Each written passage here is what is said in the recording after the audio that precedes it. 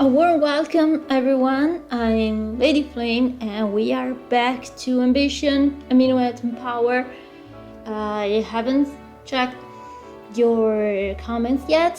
If you want to see the parties or not, sorry about that. I'm recording these videos one after the other, but I promise that maybe for the next episode I'll be able to follow your directions. Okay, banks and mistrust. Okay, let's flipping go. I'm so nervous. I'm so scared. Takes far longer to find the cassie de confiance. Yeah, that you'd have thought. Never heard of this particular bank, but you at least assumed it would look like a bank. Oh dear. Then you find yourself standing outside a squat building with stone walls and a reinforced door. It doesn't even have a sign out front. Oh my gosh, there's a Ponzi scheme going on. Inside, you find yourself in a room with a man waiting at a desk, tallying up some items in a ledger. Other than the desk, you can see very little furniture and other customers. Motes of dust slowly circle in the air. Achoo! He looks up at you as you approach. He gives you the same fake smile used by anyone who has to be nice for a living. Oh, the customer service. Bonjour, madame, and welcome to Caisse de Confiance. Naming banking? Naming banking. Like to open an account, or I heard the prestigious Viscountess does business with you. I'd like to open an account. Oh really? Yes, I'm maintaining this smile but eyeing you with a combination of surprise and suspicion. That's remarkable news, madame. May I ask how you came to know the steam establishment? I came to a recommendation of the Viscountess. Viscountess recommended you? Yes, it's always nice to hear when our clients speak so highly of us. Oh my gosh, we are doing this? A friend of the good Viscountess is a friend of ours. As you can imagine, our minimum to open our account is 500 livres.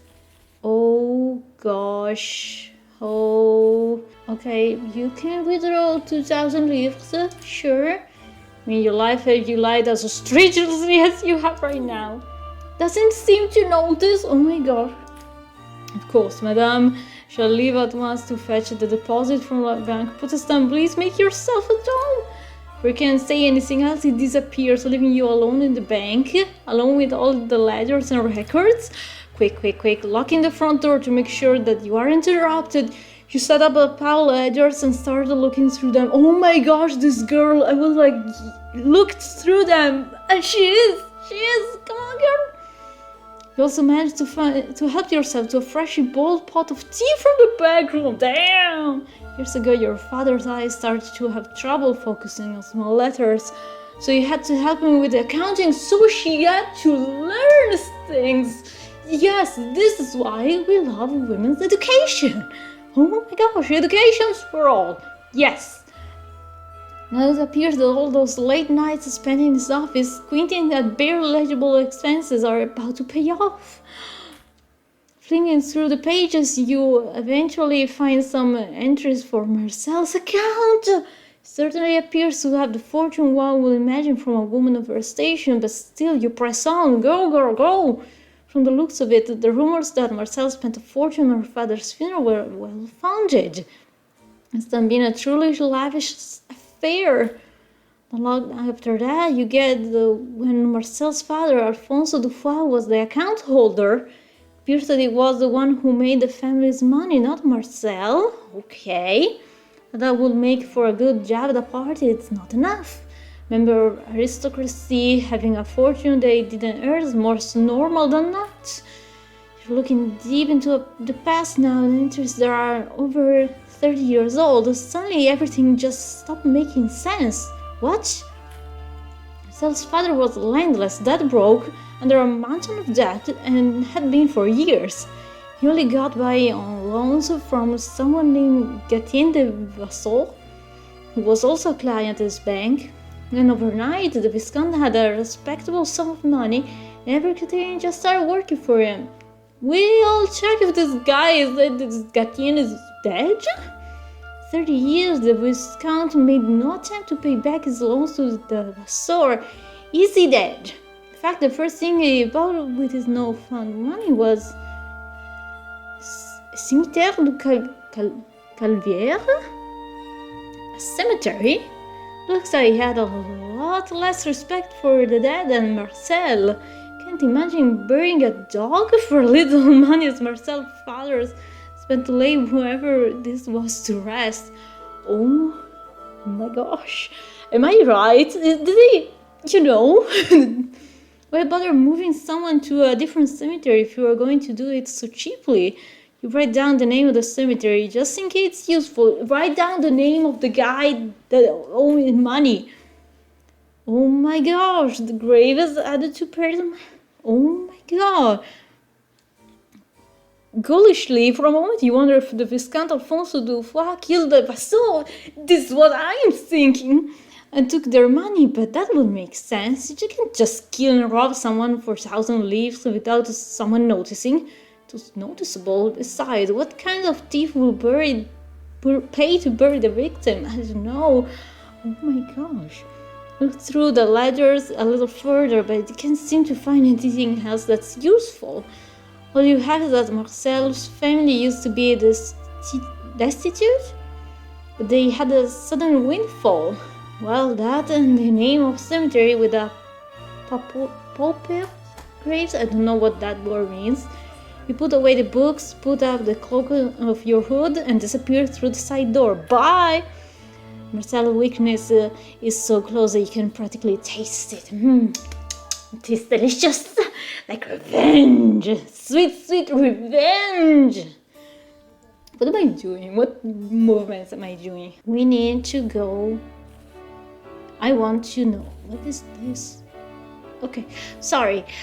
We need to know. I need to know. I want to learn. I want to understand. We have the money to pay the various bills we have. A pauper grave. I'm trying to understand. It means someone's poor. Okay. Okay. Let's flipping go. Come on. Let's go. Cimetière du Calvaire. Sorry, my brain is going, there's a joke here in Italian, but I can't translate it back, I'm sorry. It's a tiny cemetery on a hill, the Montmartre district. Montmartre, oh my gosh. I'm gonna sound fancy for like half a second. I went to Paris with my school for a school trip. It was exhausting. I lost like 3 kilos.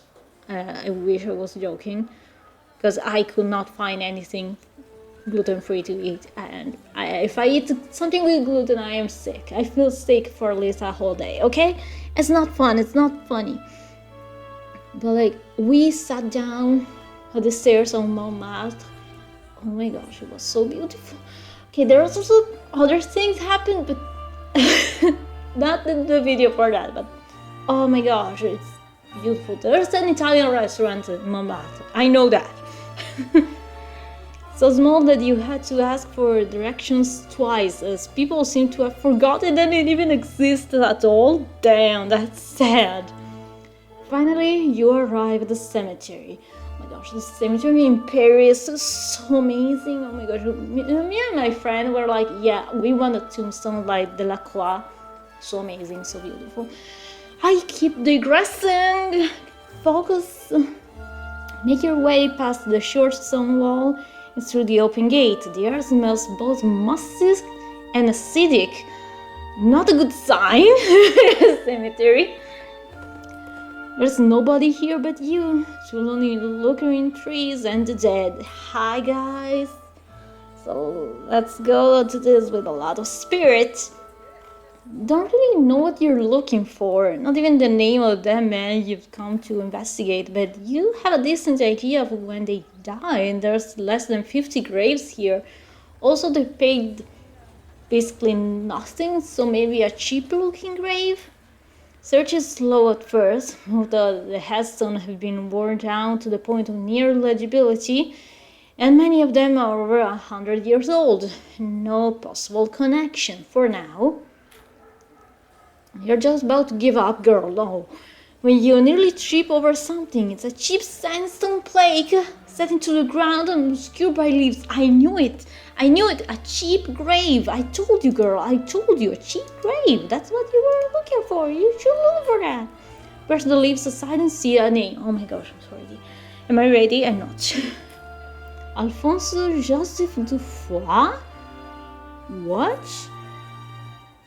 Born in February 23rd, 1690, died November 2nd, 1768. Died here November 12th, 1768. What? Hands shaking, you frantically take out a piece of paper that your traveler's pencil. Brushing the edge of the pencil back and forth, you take a wrapping of the burial plaque. This is it. This is what you've been searching for. It makes sense now. Marcel's father didn't kill Viscount Alfonso Dufoy. He became Alfonso Dufoy. Oh my god! Oh my gosh! Wait! The old Viscount, the real Viscount, had been a destitute nobleman. He received loans from Marcel's father, Gautier Levasseur. Oh, I have the chills! Oh my gosh! Oh my god! I need to tell. Oh my gosh! When the Viscount died, Marcel's father must have found out, impersonating him. He had the grave moved to the cemetery, far from any prying eyes. Few small bribes to silence the grave diggers, and nobody will ever be the wiser. Why? That's why the Viscount never paid back his debts. Why repay yourself? Okay, but why? His father isn't a real nobleman. Oh, that's why! He's just using the title of a dead man. Now he is actually dead, but still, with a noble title, it'd be easy to avoid taxes, secure loans, and do all the other things one will need to amass a fortune.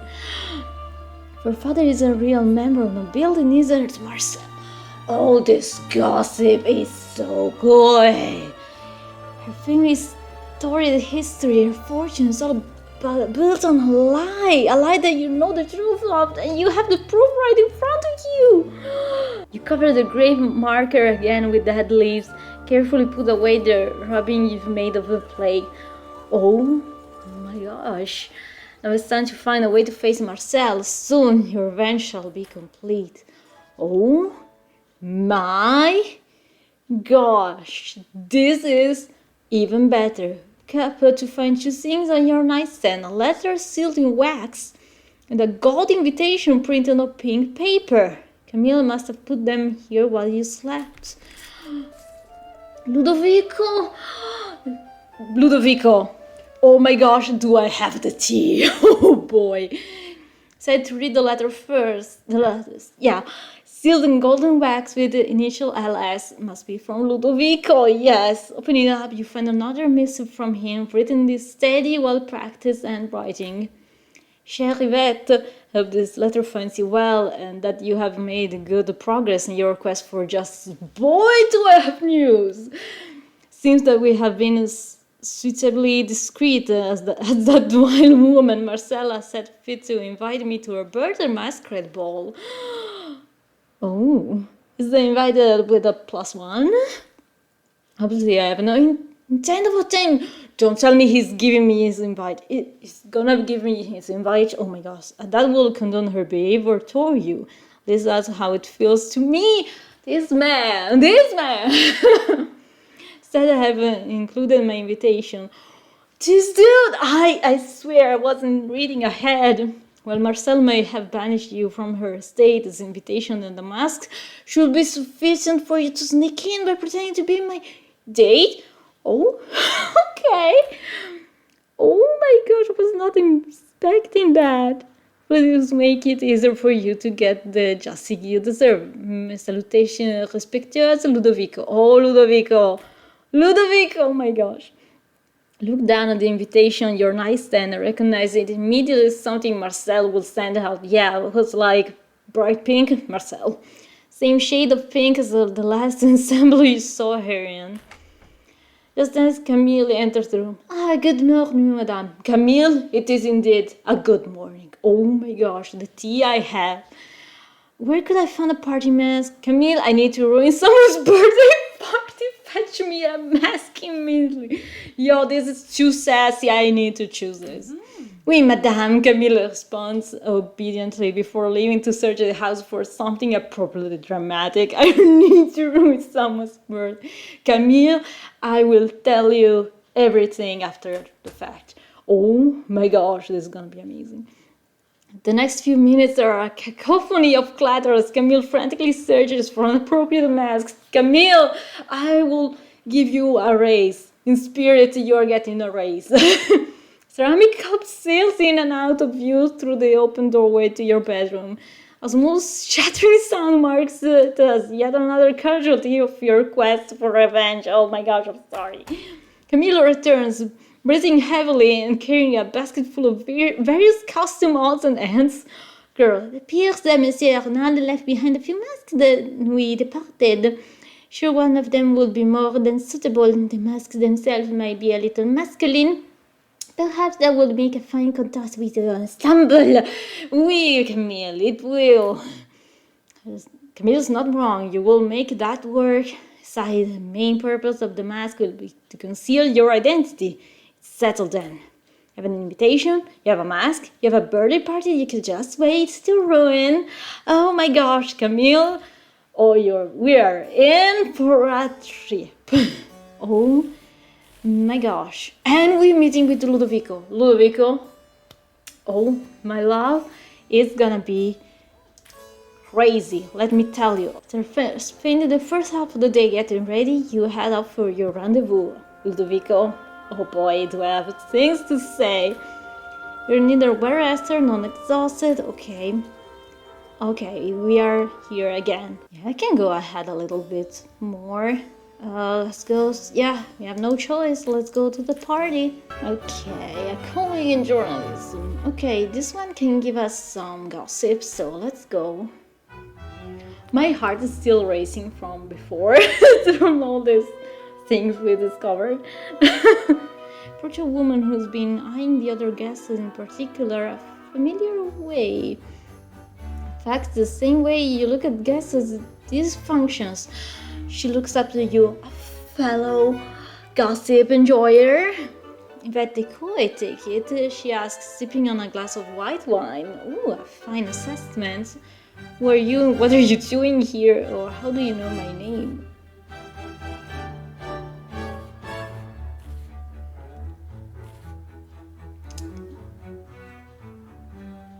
Yeah, it is a fine assessment.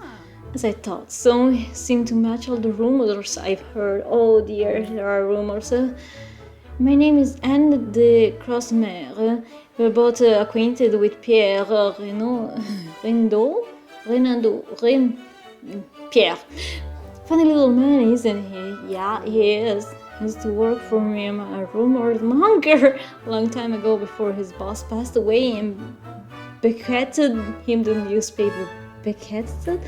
Oh my gosh, I'm learning so many new words in English. Yay! However, I heard that he's even gone so far as to promote you to being his journalist. He's a fancy, very fancy title, I know. Yeah, that was very difficult. He's getting desperate. You have no idea how many gossip I sold. How's Pierre doing, by the way? Does he still gamble like a madman? Oh no, he doesn't even drink anymore. I heard the Pope might have him canonized. Saint Pierre, protector of all alcohol. Sounds fantastic too. Why did you stop working with Pierre in the first place? Oh, I'm not sure. Is that what he does when he sobers up? She chuckles in her drink. He'll do that, you know. And somehow, I swear that the weasel of a man will manage to outlive all of us. Yeah.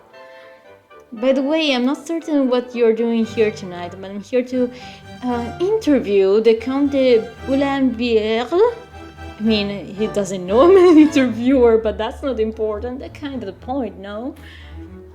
Simply put, I'm here to find something interesting related to the crown. Can I trust you to stay out of my way? Sure, what say you and I interview him together? Ooh, the warrior won't get in the way.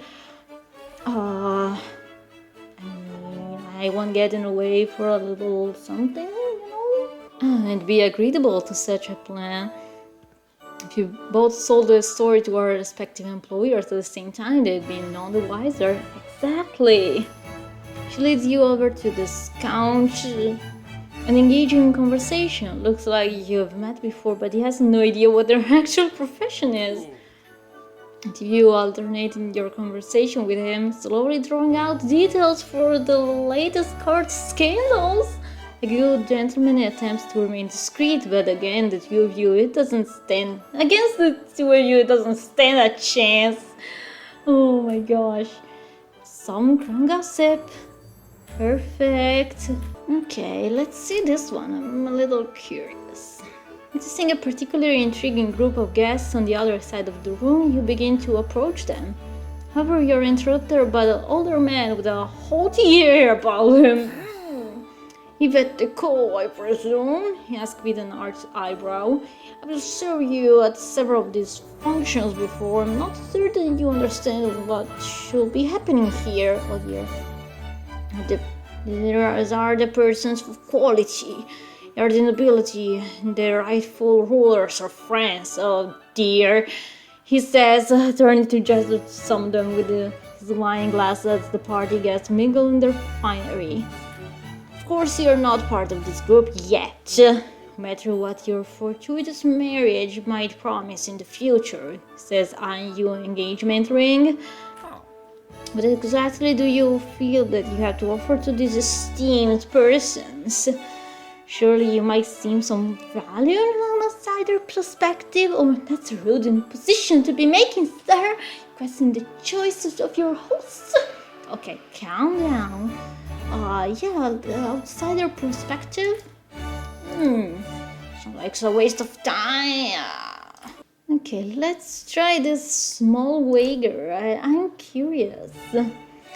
Hearing an outburst of cheers, you wander into a small room to see what the fuss is all about. Suddenly you find a group of men clustered around a table with a roulette wheel set up on it. Wait, what? There's a roulette? Faces are a mixture of fear, disappointment, and triumph. They're all obviously excited. After the latest spin, some grumbling is heard from some coin exchange. Looking up, a man approaches you. Care to make a wager? A wager? Is that the way you say that? Wager. Risk a little coin, get a little excitement. Sounds fun. Je suis désolé, but I try to avoid such pursuit. I'm not sure. Can you tell me how it works? Sure, let's try. You're a woman after my own heart, relax, ushering you through the crowd to sit at the table itself. Some of the other gamblers laugh with him and shout words of encouragement to you. So, okay. 50, let's go. They twinkle like diamonds as he takes your money. Bold choice, madam. While everyone else is focused on the game, you focus on winning. Seeing that you're about to lose, you definitely switch the placement of your wager to a different color. Oh my gosh, the ball lands in your newly selected pocket and the gambler erupts into a baby of cheers and groans. Congratulations, madame, since you have the beginner's luck. Merci. Oh my gosh. Go away, go home, girl. We made some money. Let's flipping go. Okay, how long have I been recording for? Yeah. I'm going to stop right here. But boy, oh boy, we did a lot. Okay, this one, I shall decline this. Because, I need to go place. Okay, so it's not declining that will cost me credibility, it's ignoring it. Okay, I wish I knew that earlier, but that's okay, it's fine. Okay, so, now we can... Yeah, pick location. I can't pick a location. Why can't I pick a location? Whatever, I'm gonna just explore a little. I can do that now. Okay. And I'll see you all in the next episode. We're getting closer to the revenge finally. Then I don't know, maybe the game will end. Who knows? I don't. As always, I hope you all enjoyed. Hope you all have fun. And I'll see you all in the next episode. Bye!